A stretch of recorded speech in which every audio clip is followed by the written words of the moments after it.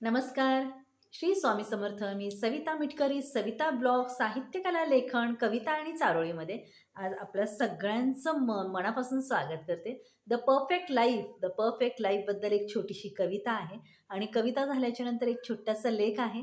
जर आवडला तर नक्की लाईक, शेअर, सबस्क्राईब करा. माझे व्हिडिओ हे दररोज संध्याकाळी 8 ते 10च्या दरम्यानमध्ये अपलोड होत जातील. कारण की दिवसभर टेलरिंगचं काम असल्यामुळे मला वेळ मिळत नाही दिवसभर टाकण्यासाठी. तर मी रोज संध्याकाळी 8 ते 10च्या दरम्यान एखादा तरी छोटासा का असेना कविता किंवा लेख हा वेळ हा अ, टाकत जाईल. जर आवडलं तर नक्की लाईक, शेअर आणि सबस्क्राईब करा. तोपर्यंत sorry sorry. The perfect life. The perfect life म्हणजे काय? कसं असतं परफेक्ट लाईफ? आयुष्य नेहमी परफेक्ट नसतं. आयुष्य नेहमी परफेक्ट नसतं आणि कधी-कधी ते अपूर्णच वाहिलेलं असतं. कारण की आपल्या मनात सगळ्यात जास्त तेच घर करत असतं. कारण की प्रत्येकजण काही ना काही गमावूनच मोठा होतो. कुणी नाती गमावतं, कुणी माणसं गमावतं, कुणी स्वप्न गमावतं, तर कुणी स्वतःलाच थोडं गमवत असतं. आपल्याला हवं तसं सगळं काही जुळत नाही आणि काही उशिरा मिळतं, कुणाकुणाला काही लवकर मिळतं आणि कुणाकुणाला कधीच काहीही मिळत नाही. आणि मिळूनही कुणाकुणाला ते टिकवून ठेवता येत नाही. पण मग शेवटी या सगळ्याला एकच नाव असतं, ते म्हणजे आयुष्य.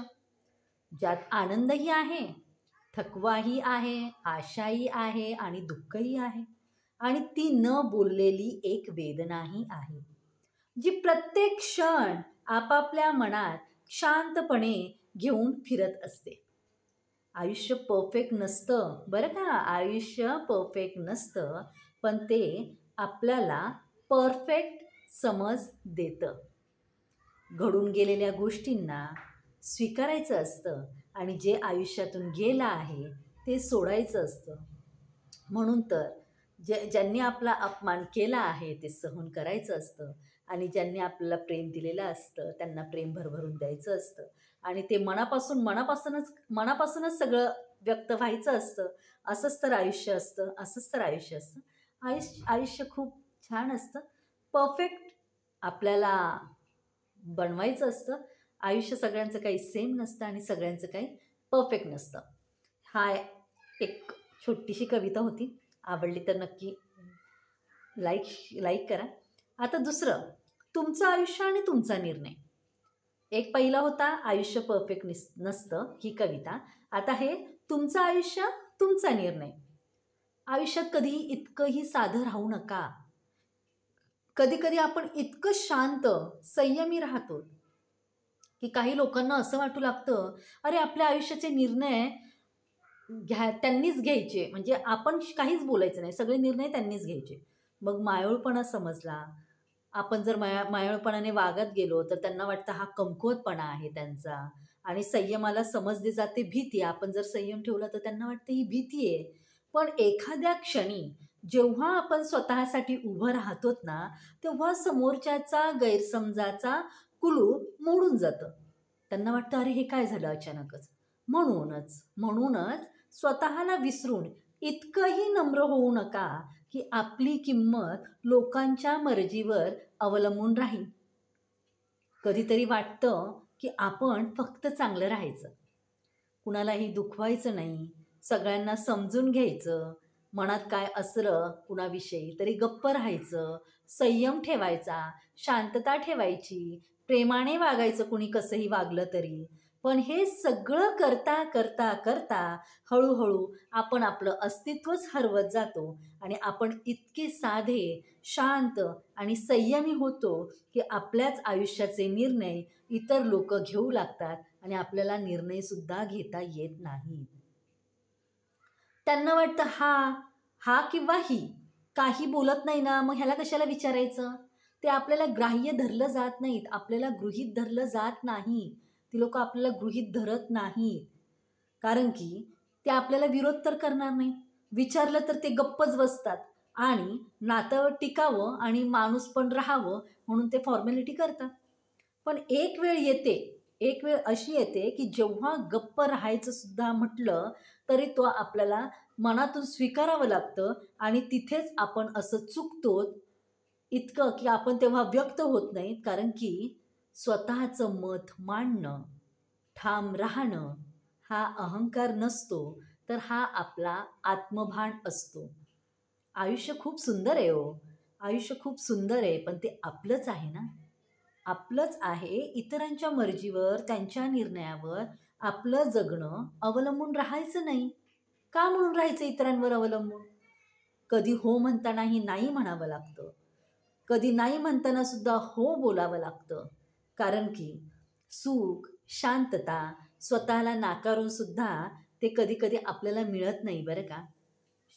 स्वतःचं मन दुखावून इतरांना खुश करत जर आपण राहिलोत ना, तर एक दिवस आपल्या आतलाच माणूस आपल्याशी नाराज होऊन जातो बरं का.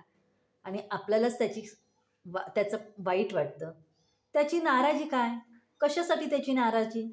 कोणत्या नात्यांपेक्षा, कोणत्या रुसव्यांपेक्षा जास्त त्रासदायक जी असते, ती नाराजी असते, असं मला वाटतं. बरोबर की नाही? कारण की साधेपणाला सुद्धा मर्यादा असते हो. साधेपणा किती ठेवावा, किती टिकवावा, संयमाला पण किनारा असतो. शेवट किनाऱ्यावर येतच ना. आणि माणुसकीसोबत स्वाभिमान पण असायला हवा ना. काय वाटतं तुम्हाला? स्वाभिमान पण असणं गरजेचं आहे की नाही? हा वृषाली पाटील यांचा लेख आहे. कारण की सर्व काही, सर्व काही मनापासून मन व्यक्त करायला शिकत जात जा. कुणाला दुखवून नाही. कुणाला दुखवून नाही, तर आपल्या मनाला आनंद वाटेल म्हणून व्यक्त होणं हे तुमच्या गरजेचं आहे. तुम्हाला गरजेचं आहे. कसा वाटतोय लेख तुम्हाला? आवडला असेल तर नक्की लाईक, शेअर आणि सबस्क्राईब करा. आता मी एक फक्त छोटंसं 2 मिनिटाचं उदाहरण घेते. अ, उदाहरण असं आहे, की एक श्रीमंत घरचा मुलगा होता. त्याचे आई-वडील एक्सपायर झाले आणि एकुलता एक मुलगा होता तो. आता हे माझ्या कानावर पडलेलं आहे मी शॉपमध्ये असताना. तर ती एक उदाहरण म्हणून तुम्हाला सांगते, की मला हे बरोबर वाटलं नाही, पण तुम्हाला बरोबर वाटतं का नाही ते बघा. आणि त्या मुलाने काय सांगितलं, की मला एखाद्या गरीब मुलीशी लग्न करायचंय. मग गरीब मुलीशी लग्न करायचंय कारण की मला भरपूर देवाने दिलेलं आहे. कारण की त्याचे आई-वडील ॲक्सिडेंटमध्ये मेलेले असतात. वारलेले सॉरी एक्सपायर झालेले असतात. मग नंतर तो म्हणतो मला एखाद्या गरीब मुलीशी लग्न करायचंय. त्या बिचारीचं तरी कल्याण होईल. माझ्या परिस्थितीला काय झालंय? म्हणून तो म्हणतो, की मी गरीब मुलीशी लग्न करेन. म्हणून तो एखादी गरीब अशी सगळ्यांना नातेवाईकांना सांगतो, एखादी गरीब मुलगी, गरजू मुलगी असेल, तर तिला बघा माझ्यासाठी. मग अशीच मुलगी त्याच्यासाठी स्थळ म्हणून येतं आणि त्यांच्या मुलीच्या घरी फक्त मुलगी आणि मुलीची आईच असते. मग मुलगी अ, मुलाची अपेक्षा काय असते, की लग्न झाल्याच्या नंतर मुलीने विचारावं, "अहो आलात का? जेवलात का?" ह्या गोष्टी असतात. ते त्यांनी विचाराव्या, तिने विचाराव्या. पण तसं काही पाहण्याचा वगैरे कार्यक्रम होतो आणि मुलगी समोर आली, पसंती होते, मुलीला मुलगा आवडतो, सगळं काही होतं. तो म्हणतो, "मला काही अपेक्षा नाही तुमच्याकडून, फक्त मला मुलगी हवी" वगैरे असं बोलतो. आणि ते झाल्याच्या नंतर काय होतं अचानकच, लग्नाची तारीख वगैरे ठरवली जाते आणि मुलीचा स्वतःहून आईकडे फोन असतो, मुलीकडे फोन नसतो. तर आईच्या मोबाईलवरून ती मुलगी त्या मुलाला फोन करते आणि म्हणते अ, की तो आनंदी होतो. त्याला वाटतं, "अरे कसं काय फोन आला? रोज तर मीच करत असतो. हिचा कसं काय फोन आला?" मग त्याला वाटतं, की ही फोनवर माझी चौकशी करेल, की कसे आहात? काय करताय? कुठे आहात? असं काही विचारेल. तर ती डायरेक्ट त्याला काय म्हणते, की "मला एखादा मोबाईल फोन घेऊन द्या तुम्ही. ते सुद्धा मला Android फोन घेऊन द्या," असं ती म्हणते. मग तेव्हा त्याला धक्का लागतो. मग तेव्हा धक्का लागल्याच्यानंतर तो म्हणतो, "अ, ठीक आहे बघू" म्हणतो. त्याची अपेक्षा काय असते आणि फोन ठेवून देतो. त्याची काय अपेक्षा असते, की मुलीने विचारावं, "अहो जेवण झालं का? काय करताय तुम्ही? कुठपर्यंत आलंय काम? कधी सुट्टी होणार आहे?" अशी त्याची अपेक्षा असते. पण ते काही त्याच्या अपेक्षेला पात्र ठरत नाही. ठीक आहे म्हणतो. परत दुसऱ्या वेळेस फोन तिचा स्वतःहून येतो. "अहो काय झालं? फोन देणार होतात ना तुम्ही घेऊन? काय झालं?" मग ते काहीच बोलत नाहीत. "बरं ते फोनचं जाऊ द्या. आज आपण हॉटेलमध्ये जाऊया ना कुठेतरी मोठे जेवायला." म्हणजे तिच्या अपेक्षा ज्या आहेत मुलाकडून त्या अ, म्हणजे प्रेम कमी आणि अपेक्षा जास्त अशा वाढत गेलेल्या त्या लेखामध्ये अगर त्यांनी ते सांगितलेलं आहे. तर तो मुलगा विचार करतो, "अरे मी गरीब मुलीशी लग्न करणार होतो. मी गरीब मुलीला पुढे आणण्याचा प्रयत्न करत होतो. पण हिच्या तर अपेक्षा खूप जास्त आहेत."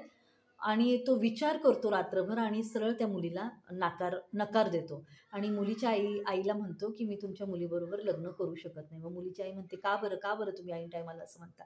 मग तो मुलगा म्हणतो, की "बाबा मी अपेक्षा केली होती, की मी एकुलता एक आहे, मला कुणीच नाहीये, तर मुलगी गरीब घरची केली, तर मला विचारेन, तिला सुखात जर ठेवलं, तर "अहो तुम्ही कसे आहात? तुम्ही जेवलात का? तुम्ही खाल्लं का? तुम्ही कसे आहात? काय आहात?" अशी चौकशी करेल, तर तिच्या अपेक्षाच वाढत चालल्यात एक दिवस झालं की एक दिवस झालं की. म्हणून मला ह्या अपेक्षेच्या ओझ्याखाली मला काही दबायचं नाहीये आणि मला काही तिच्याशी लग्न करायचं नाही म्हणून तो मुलगा नकार देतो.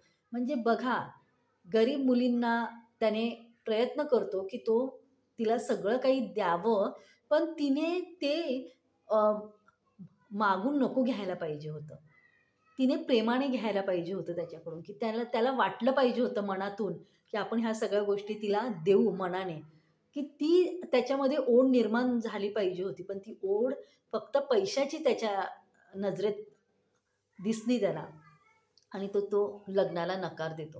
म्हणजे कसं आहे बघा, म्हणजे अ, ज्यांना आहे, ज्यांना देता येतंय, तर ते घ्यायला सुद्धा कोणत्या पद्धतीने घ्यावं हे सुद्धा कळत नाही आणि ज्यांना म्हणजे उथळ सगळं येतं, पण त्यांना घेऊ वाटत नाही. अशा काही गोष्टी आहेत.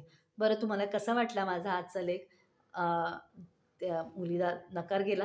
माझा लेख आवडला असला तर नक्की लाईक, शेअर, सबस्क्राईब करा आणि असंच मला यश देत जा, आशीर्वाद द्या. श्री स्वामी समर्थ. धन्यवाद.